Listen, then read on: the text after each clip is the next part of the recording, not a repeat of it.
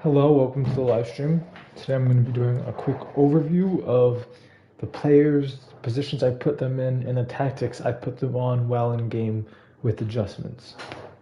Okay, so, hello, Billy. So let's hop straight into it, right?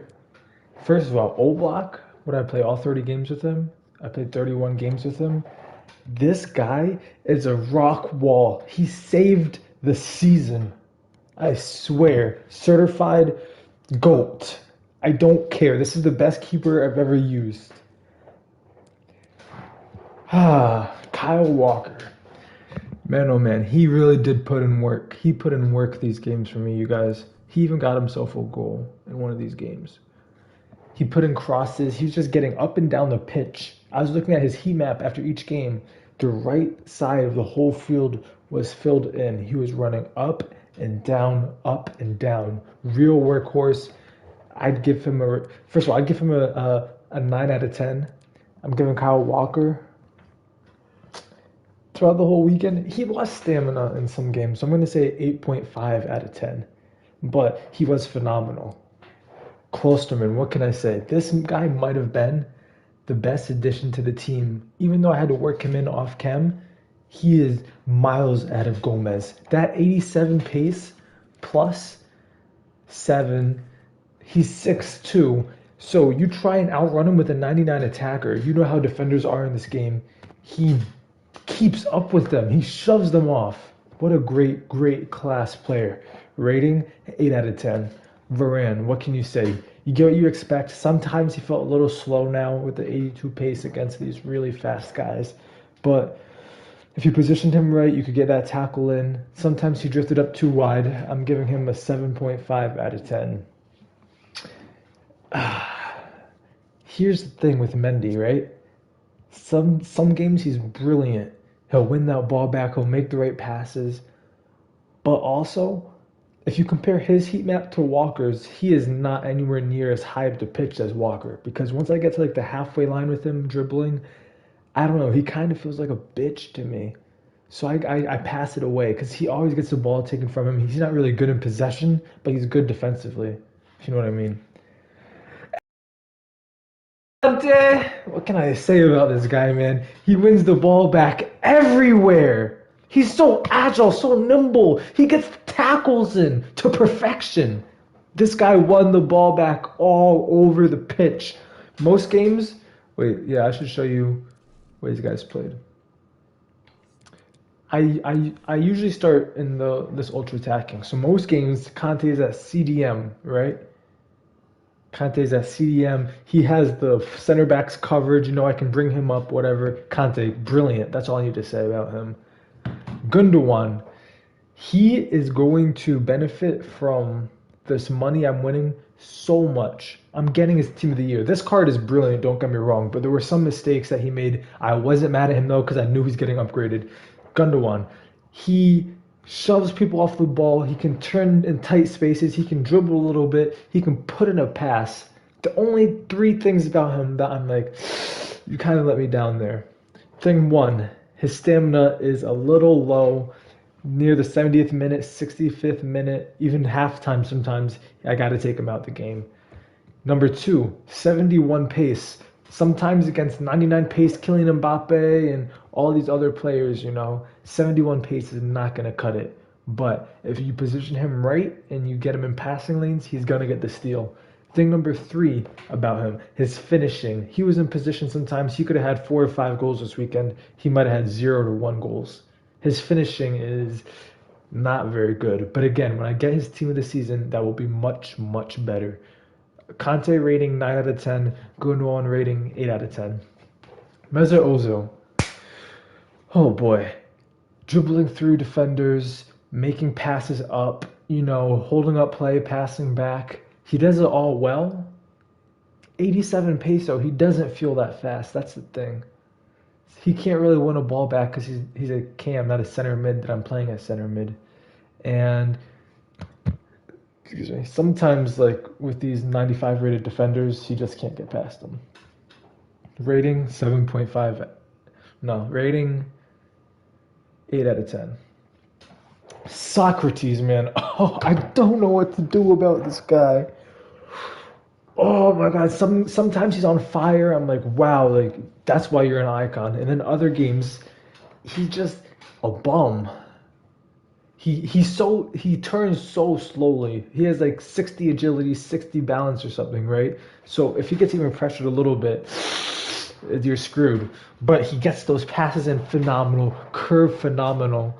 But the thing that really stands out about this guy is his finishing.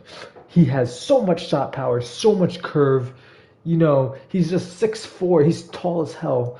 He can finish like a madman. He's everywhere, just boom, boom, boom. One game, I was playing against this Thibaut Courtois that was very highly rated. I couldn't score on him anywhere. Nobody could score on him, bro. I was just boom, boom, everywhere, left, right, bottom, top bins. Like chip shot when he pulls him out. Nothing could get past this Thibaut Courtois card. And then Socrates slots in a hat trick in like 45 minutes. It's incredible. It's incredible. He was the only one that could get past him, and he made it look easy. Zapata, this is my wonder boy, my wonder man. I don't know how old he is, but dang, god dang, he's so athletic, he's so strong. Like he'll just push it past like these overpowered defenders, and he'll push them off the ball. He can play a pass, like interconnect and play one twos. He can do that perfectly, no problem with his interconnection plays. His pace is great. Sometimes I would switch this to a 4-3-3-5, and instead of Muriel, I would put in Orzabal. But Zapata on the right wing, no problems. He's a good dribbler. I didn't really use him that much for dribbling, though. I kind of played through Ozil in this formation. By the way, this formation, Ozil is a wonderful center forward. Absolutely wonderful. Anyways, back to this one. And that leaves Muriel last.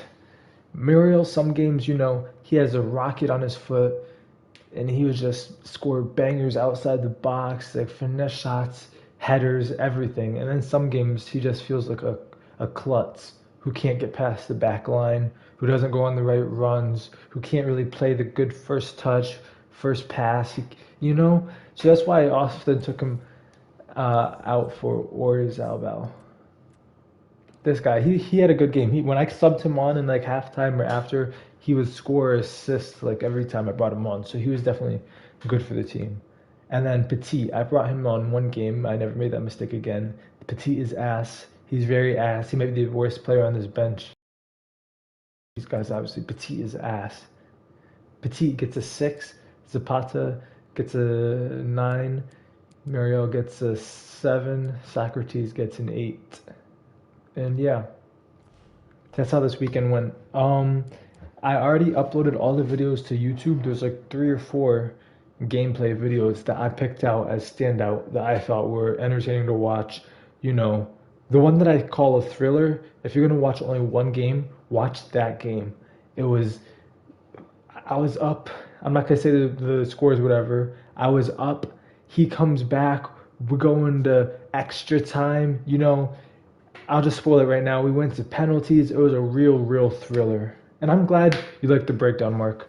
You actually reminded me, though. I didn't explain everything. My bad. But I'm glad you're enjoying. I'll explain my tactics, right? I would start off the game in balanced, which is 4-3-1-2. I like this formation, actually. It helped me create some stuff. But my biggest problem is that Ozil is in the center and not Kante. But I can't switch it because it's the default one. I liked playing Zapata at a false 9. At first he started getting behind, but then I realized once the ball got to Socrates, Zapata and Muriel were just making runs, and oftentimes the center backs would cover those runs, and then I would have nowhere to go. And I would just pass in midfield, and it wasn't all that. So I put on Zapata, false 9. He kind of came in, interconnecting play. I could get it back to Socrates, maybe down to Gundogan and in for Muriel, who I told him to make runs, right? That was great. But sometimes, well, most times too, after like 20 minutes of balanced or whatever, I would switch to ultra attacking, which I kind of like better because Kante is a CDM, so it's more defensive that way.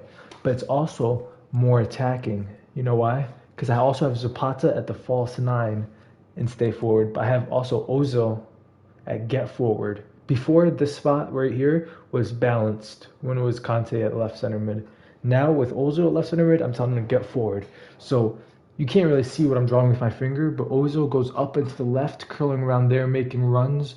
Zapata drops into the space, Socrates kind of moves in where Zapata is, and you just get a lot of movement, a lot of options, a lot of passing that I really liked.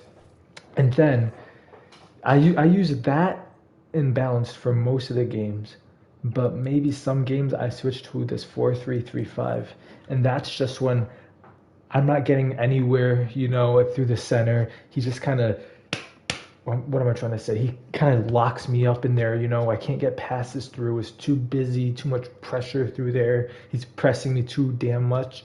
I switched to this formation right here, the 4-3-3 false nine. Oh man, I would put so like these guys are get oh yeah, I had Muriel get forward. No, I took Muriel off, so it's Orzabal getting behind. He's just making that run, and then Zapata balanced, Ozil balanced, and then Ozil would kind of link up with Gundogan and Socrates, and I would try and work the ball in through the left wing or right wing that way.